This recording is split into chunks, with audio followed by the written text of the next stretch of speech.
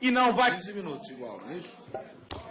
Obrigado, deputado. Com a palavra, o nobre deputado Evandro Roman. Vossa Excelência tem 15 minutos regimentais. Fala, desculpa, não. Eu vou no lugar de Paulo. Fala de novo. Obrigado, senhor presidente. Eu só gostaria de fazer um breve comentário sobre o excelentíssimo deputado que nos antecedeu sobre a questão de quedas do Iguaçu. Eu sou daquela região e eu digo que lá era uma tragédia anunciada, era realmente algo que nós estávamos prevendo que poderia ocorrer pela situação de litígio que se encontrava naquela região. Mas eu não vou usar de leviandade, eu estou aqui a semana toda, como acredito que o nobre parlamentar também, e nós não temos aqui como saber, então vamos apurar os fatos com muita tranquilidade, muita serenidade, para que nós possamos saber realmente o que ocorreu lá em Quedas do Iguaçu. Então, pode ter certeza que pessoas competentes estão numa linha como esta. Eu inicio a minha fala aqui dizendo que eu acredito que em alguns momentos nós sofremos aqui de algo chamado de síndrome de Lampião, que é a síndrome de justiceiro. Que parece-me que nós estamos numa função aqui de ouvir as partes, de julgar, de sentenciar, de condenar. E não. Nossa função é apenas de admissibilidade, ou seja, submeter um processo à análise. E ponto. É isso. Levamos ou não levamos esse processo à análise de quem irá julgar. Este é o nosso único objetivo. E isto é o mínimo para um parlamento que tem como função fiscalizar. É o mínimo. Eu diria que se nós nos furtarmos de uma situação como essa, de não pudermos levar para um local realmente de fiscalização ao qual nós não é de nossa competência o julgamento, o que aqui estamos fazendo, senhores? Essa é a nossa função de admissibilidade. Às vezes me pergunto como um único homem conseguiu acordar uma nação com 205 milhões de pessoas. Sérgio Moro, parafraseando o ex-presidente Lula, onde ele fala sobre a República Federativa do Paraná, que tem como capital, a capital de todos os paranaenses, que é Bela Curitiba, que hoje é uma verdadeira alcatraz do governo. Me orgulho deste Sérgio Moro fazer parte da minha geração, somos quase da mesma idade, e com ações retas que têm feito o Brasil respirar ares de um futuro melhor. Esta geração, nascida após 1970, chegou, está aqui. E pode ter certeza, como eu já falei em outros momentos, como paranaense que ele é, e o orgulho que eu tenho, não nasci naquele estado, mas o orgulho que eu tenho de fazer parte de um estado que tem 2,3% de todo o território nacional, 2,3% de todo o território nacional, e que é o maior recordista da produção de grãos, que é um povo, conforme eu já falei em outro momento, que é um povo que acredita em Deus e na força do seu trabalho. E pode ter certeza que, como Sérgio Moro, verás que um filho seu não foge à luta. E é desta forma que nós vamos enfrentar a cada momento. Em 2013, o povo foi para as ruas. E nesta ida às ruas ficou aquele sentimento do entendimento do que estava acontecendo. Não haviam lideranças, as situações elas vinham, ninguém ficou entendendo. Situação, oposição, seja lá qual for a sua ideologia de esquerda ou de direita. Mas era o prenúncio de dizer o seguinte: algo está acontecendo. E isto que está acontecendo não está bom. Por quê? Começou a chamada inflação. A partir do momento em que esse cidadão ia ao supermercado e o que ele ganhava há 2, 3, 4 anos atrás não estava dando, começou a incomodá-lo. Isto foi um sentimento que não foi feita uma bela leitura lá pelas lideranças políticas.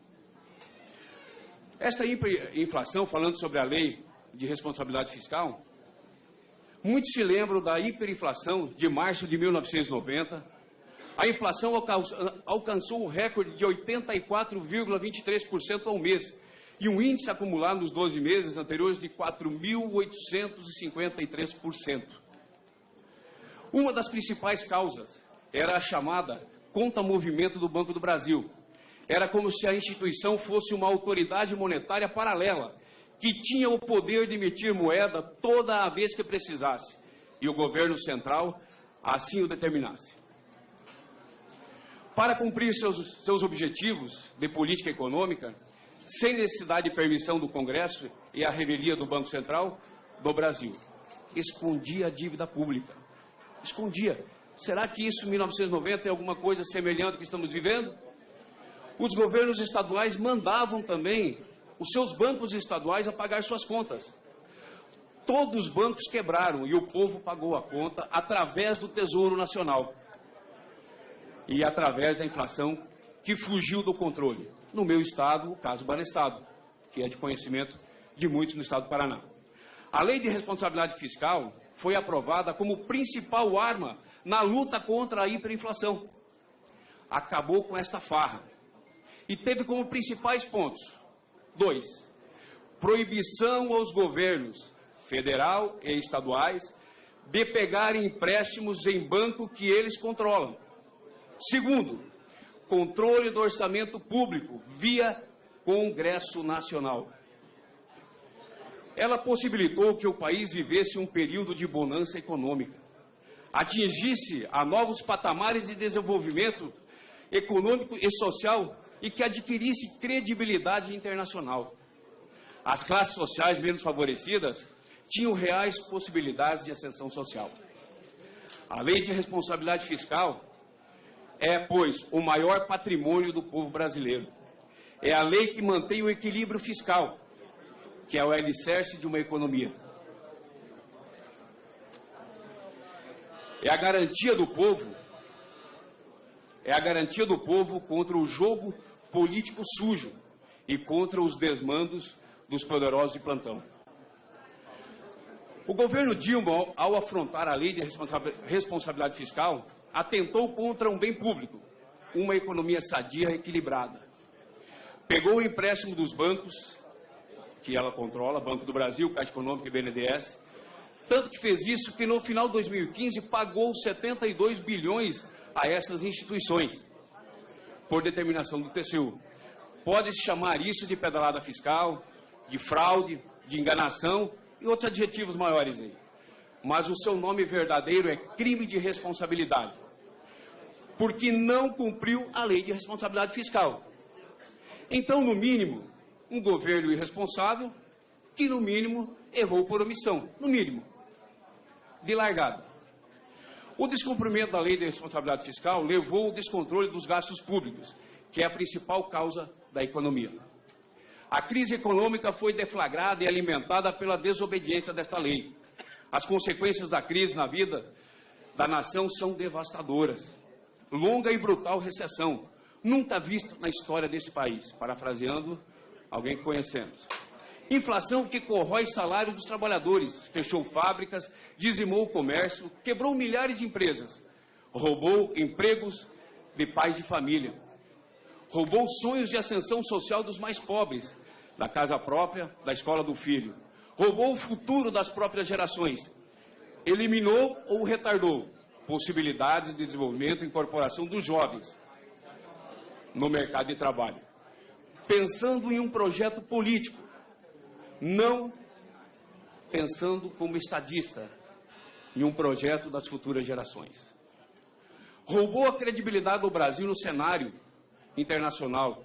A presidente Dilma ficou em primeiro lugar na lista de líderes que mais decepcionaram em 2015, segundo a revista Fortune. Esta crise econômica tem mãe, tem pais, tem endereço, DNA e causa. Mãe, Dilma Vana Rousseff. Pais, Guido Mantega e Arno Agostinho, do Tesouro Nacional. Endereço, Palácio do Planalto. DNA, socialismo bolivariano e Foro de São Paulo. Causa, desobediência flagrante à lei de responsabilidade fiscal. Portanto, não é um crime menor ou um mero probleminha fiscal ou contábil. É um crime inominável contra o povo brasileiro, especialmente os trabalhadores e pais de família. É a vida das pessoas que está colocada em risco.